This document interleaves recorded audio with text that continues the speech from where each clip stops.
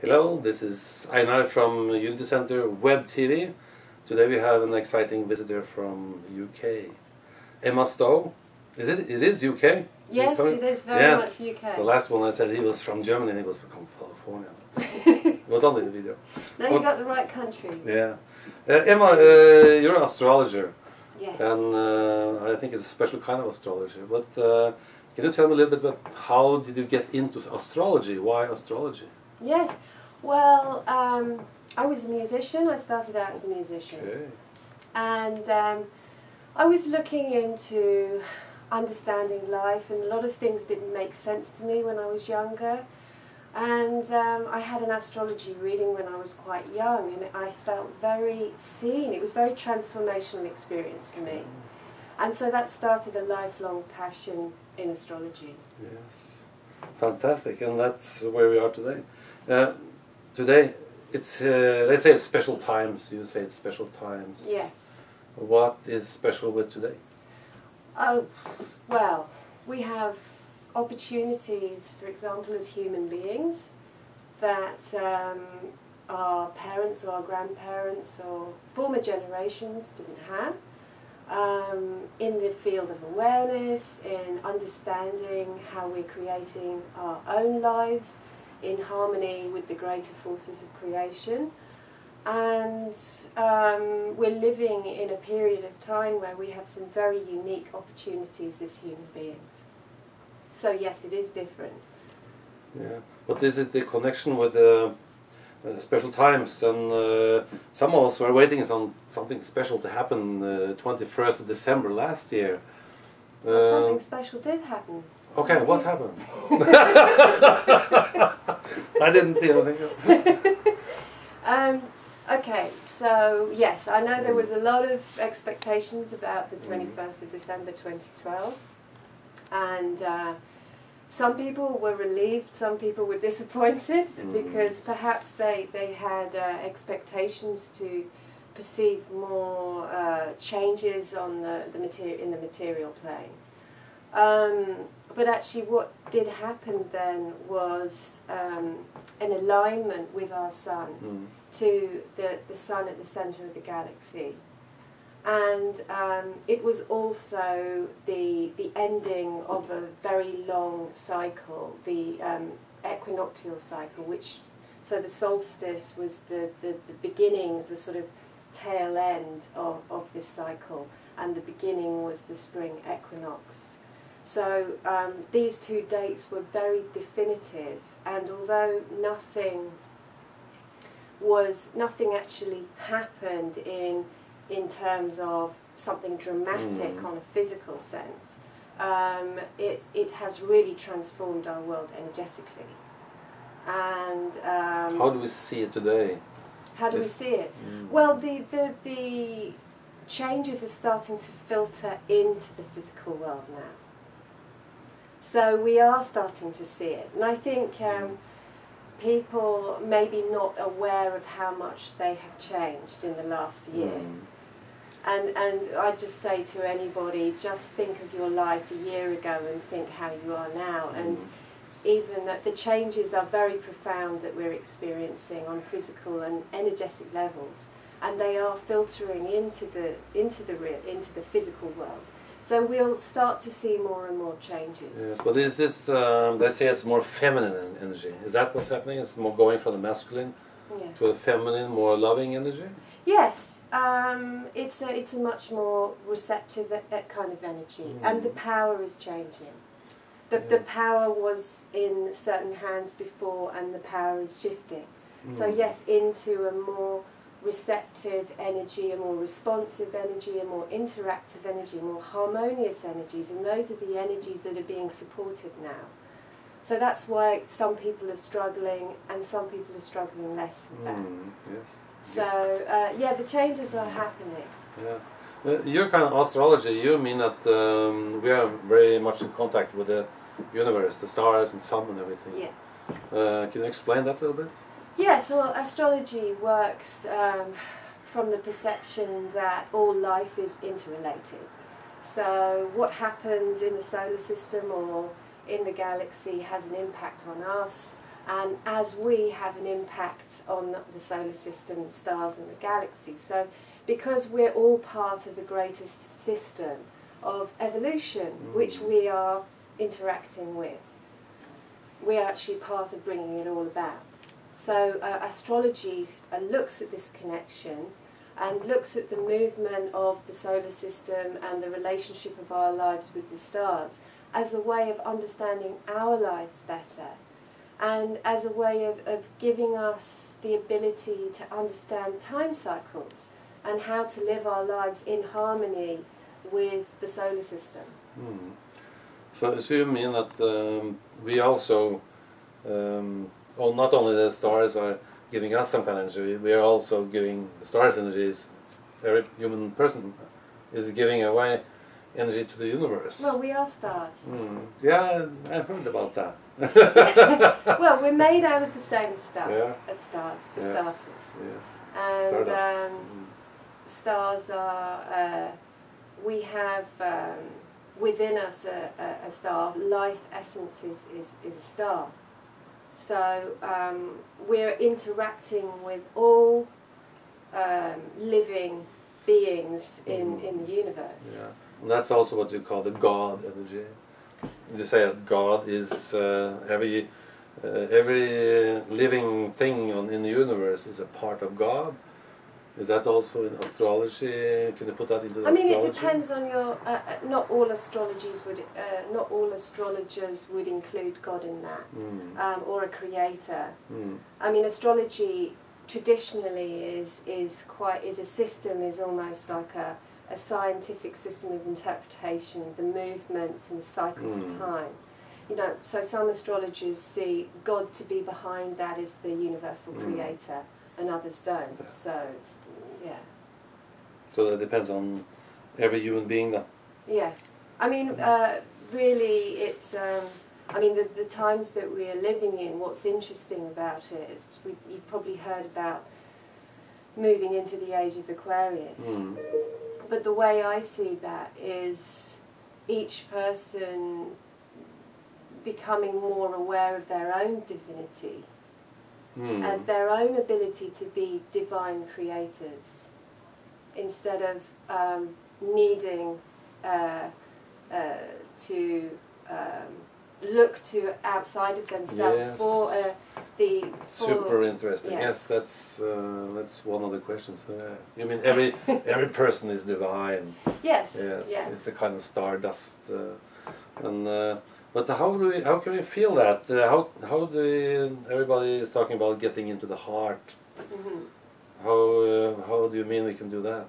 Well, I think that actually, if you're engaging with life on a day-to-day basis, your experiences will bring you to an awareness of your own heart. Should you choose to, okay? Yeah. So that is just because that's how life is structured. And it's on a bigger level, it's to do with our magnetic field and what we're magnetising into our lives. But what we are magnetising into our lives are experiences that teach us about our own heart. Yes. Okay. So we can choose to ignore this and carry on, imposing our will in a different direction, in which case we're probably suffering a lot, especially at the moment. Or if we listen to life, and if we're observing, because life is always trying to tell us something through circumstances, through relationships. And what is life really trying to tell you about you? Because life is reflecting your heart's calling to you. Yeah, I agree on that one. Yeah. So just by being alive, you don't have to do anything. You just have to observe and listen. Listen to what life is trying to tell you, and you will understand if you also listen to yourself. Because circumstances is trying to draw your attention to listen to yourself. So if you just engage with the process of living as it is given to you, you will have an awareness of your own heart.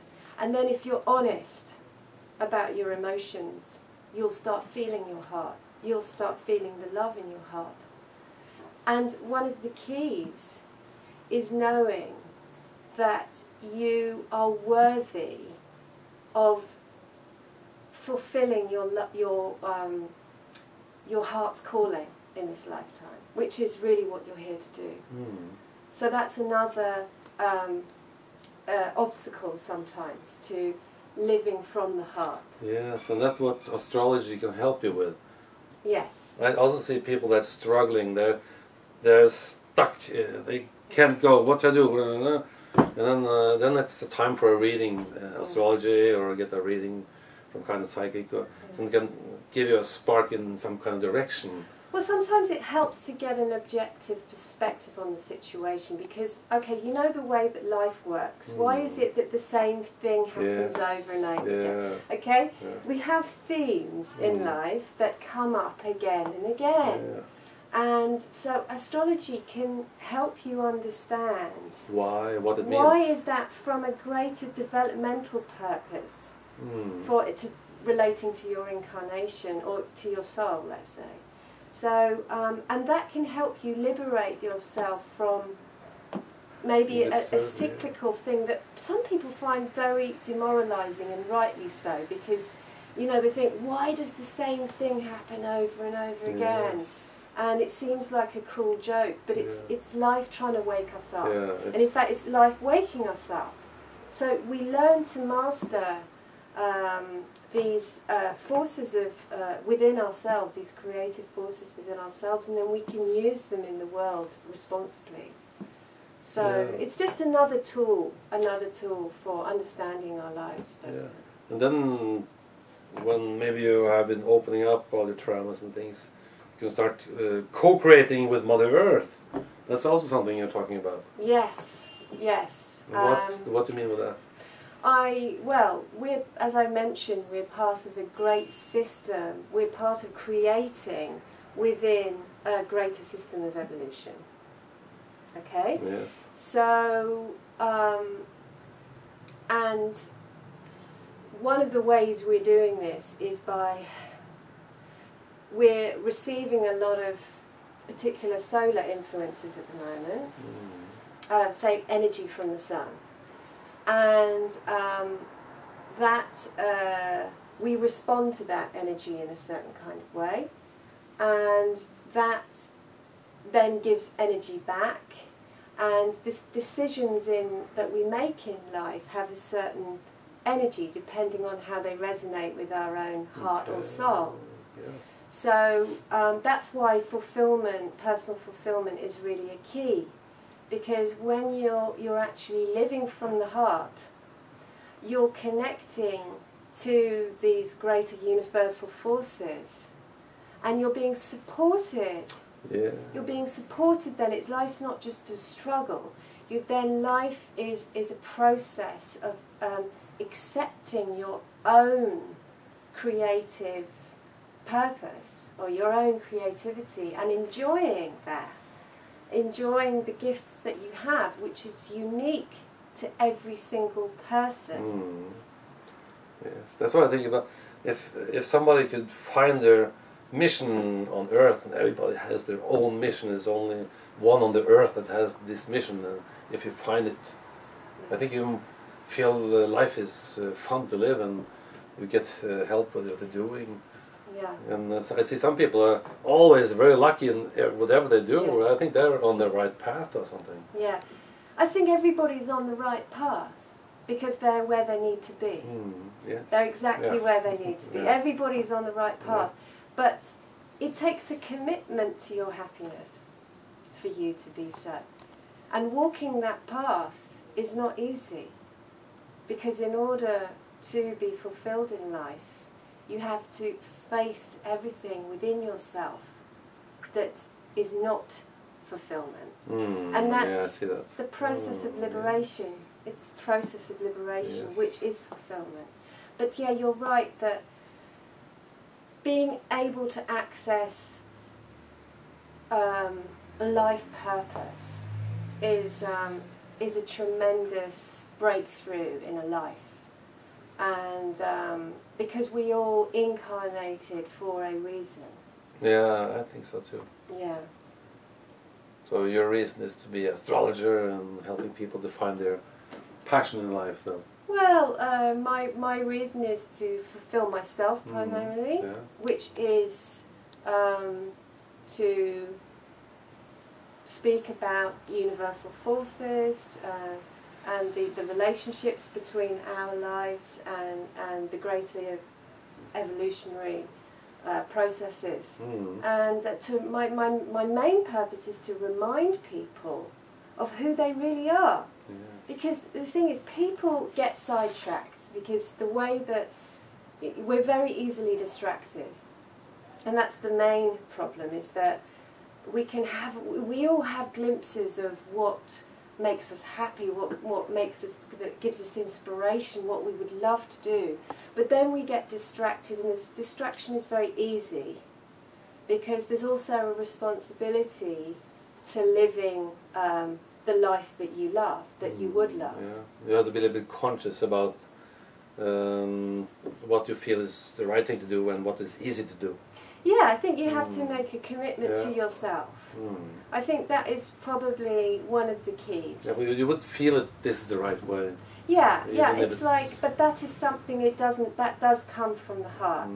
You know, and that's the difficult thing. How do you tell the difference between the heart and the head? Yeah. I'm struggling a little bit to find out which one is, what am I thinking now? Where does that come from? And yeah. Well, it's not completely dismissing the head. It's just knowing what is going to, what brings you fulfillment in this life is based on the heart. It's not ideas or what you think you should be doing. It's actually knowing what it is that really makes your heart sing. And that is listening to the heart, listening to the body, and really being honest, because that's the other thing.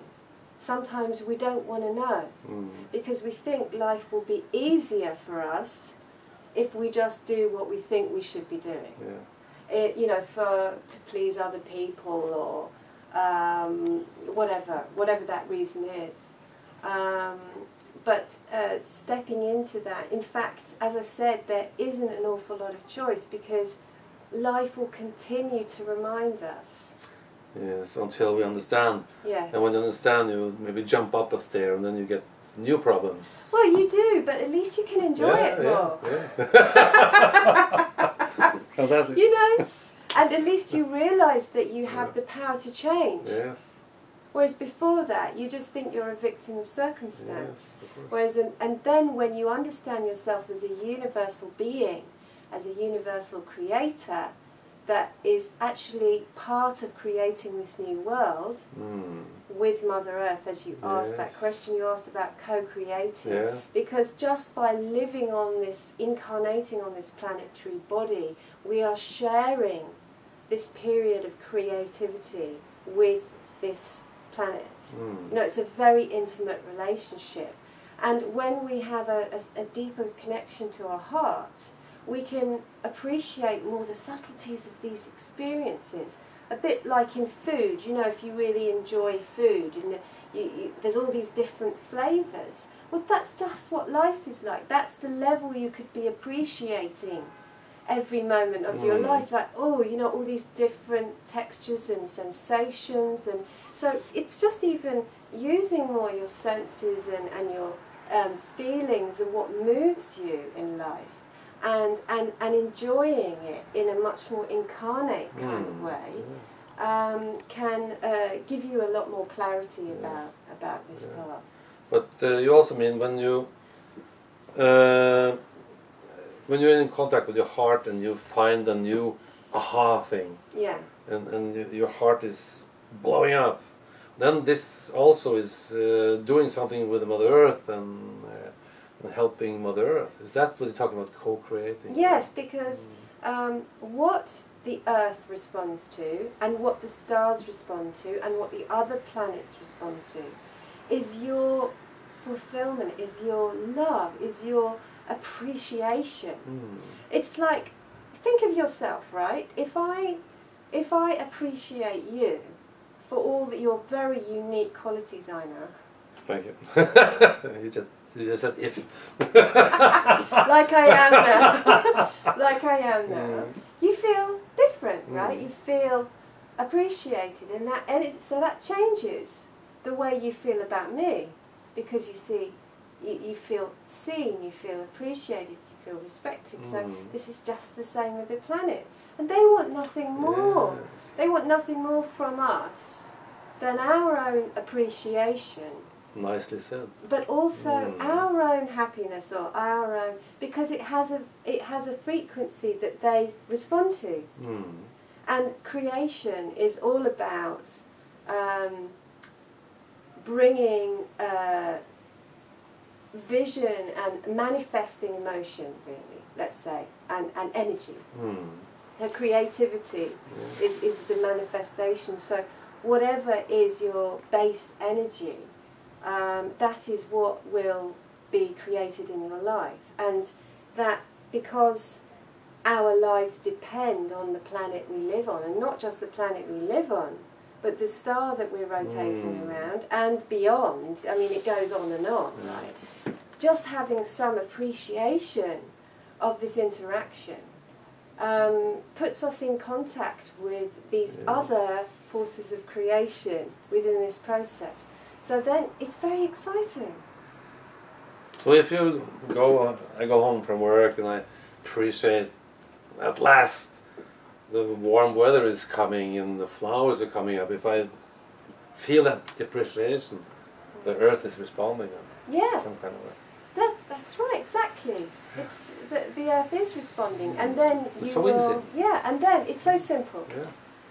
And then you will feel, you will even sense that appreciation, and then you just like in a relationship that you would have with another person, for example, then it grows and it continues, and so we're not just being aware that we're not just relating to our human family, but we're actually intimately relating to the sun and the earth and the other through planets. our heart. Yes. Yes, fantastic.